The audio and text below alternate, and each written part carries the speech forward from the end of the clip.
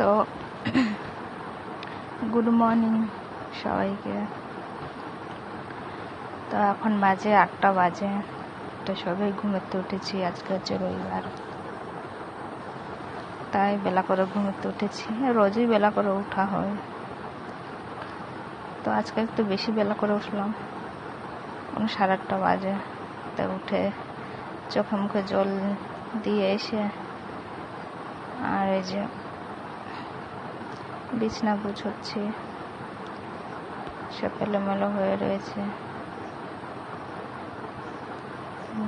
আমাদের তো বেশি কথা বলিস নেই, আমাদের ছোট সংসার।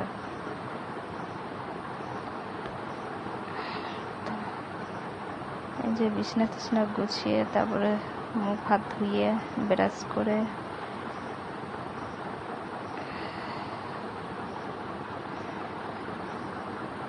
তো তোমরা ভাবছো কম্বল গুছোচ্ছে এদেরকে না, মানে ভাবছো কম্বল গুছোচ্ছে, এখনো কম্বল গায়ে দিই?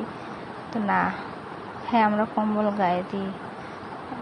এখন ওই বর্ষাকাল না, ঠান্ডা, তার জন্যে মাঝে সাঝে গায়ে দেওয়া হয়। এর জন্যে আর বাক্সে ভরা হয়নি, কম্বল রেখে দেওয়া হয়েছে।